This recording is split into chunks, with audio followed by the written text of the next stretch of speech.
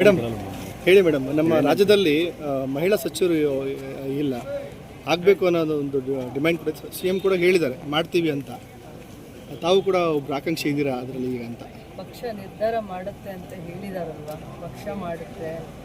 ಮುಖ್ಯಮಂತ್ರಿಗಳು ನಿರ್ಧಾರ ತಗೋತೀನಿ ಅಂದಿದ್ದಾರೆ. ಕಾಂಗ್ರೆಸ್ ಪಕ್ಷದ KPCC ಅಧ್ಯಕ್ಷರಿದ್ದಾರೆ. ಪಕ್ಷ ಕೆಲವೊಂದು ನಿರ್ಧಾರಗಳನ್ನ ತಗೊತಾರೆ, ಅದರದ್ದೇ ಆದ ಸಮಯ ಇರುತ್ತೆ. ಇಡೀ ರಾಜ್ಯದ ದೃಷ್ಟಿಕೋನ ಇಟ್ಕೊಂಡು ಕೆಲವೊಂದು ಜವಾಬ್ದಾರಿಗಳು ಕೊಡುವಂಥದ್ದು ಇರುತ್ತೆ, ಸ್ಥಾನಮಾನಗಳಿರುತ್ತೆ. ಪಕ್ಷದ ಇತಿಮಿತಿಯಲ್ಲಿ ನಾವು ಮಾತಾಡಬೇಕಾಗುತ್ತೆ. ಕೊಡಲಿ ಅಂತಲೇ ನಂದು ಒತ್ತಾಯ ಇದೆ.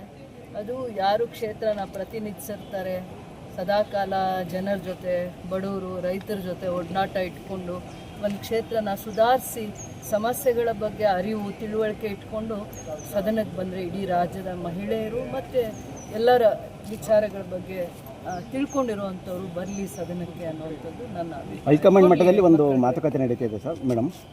ಮುನಿಯಪ್ಪ ಬದಲಿಗೆ ನಿಮಗೆ ಕೊಡಬೇಕು ಅಂತ ಇಟ್ಟಿದ್ದಾರೆ, ಮಾತುಕತೆ ನಡೀತಾ ಇದೆ ಅಂತ ಇದೆ. ಅದ್ರ ಬಗ್ಗೆ ನಿಮ್ಮ ಪಕ್ಷದ ಹಂತದಲ್ಲಿ ಪಕ್ಷದ ನಾಯಕರು, ಹಿರಿಯರು, ರಾಜ್ಯದಲ್ಲಿ ಪಕ್ಷ ಕಟ್ಟಿರುವಂಥವ್ರು, ಕೇಂದ್ರದಲ್ಲಿ ಪಕ್ಷ ಕಟ್ಟಿರುವಂಥವ್ರು, ಅವರ ವೇದಿಕೆಯಲ್ಲಿ ಏನೇನು ಚರ್ಚೆ ಆಗುತ್ತೆ ಅದು ನಮ್ಮ ಗಮನಕ್ಕೆ ಬಂದಿರಲ್ಲ. ವೈಯಕ್ತಿಕವಾಗಿ ಕೂಡ ನಮ್ಮ ಗಮನಕ್ಕೆ ಬಂದಿರಲ್ಲ. ಪಕ್ಷದ ಆರೋಗ್ಯಕರ ಹಿತದೃಷ್ಟಿಯಿಂದ 100 ಚರ್ಚೆ ಆಗ್ಬೋದು, ಆದರೆ ಕೆಲವೊಂದು ಸಂದರ್ಭದಲ್ಲಿ ಏನು ನಿರ್ಧಾರ ತಗೋತಾರೋ ಅದನ್ನು ನಾವು ಗೌರವಿಸಬೇಕಾಗುತ್ತೆ.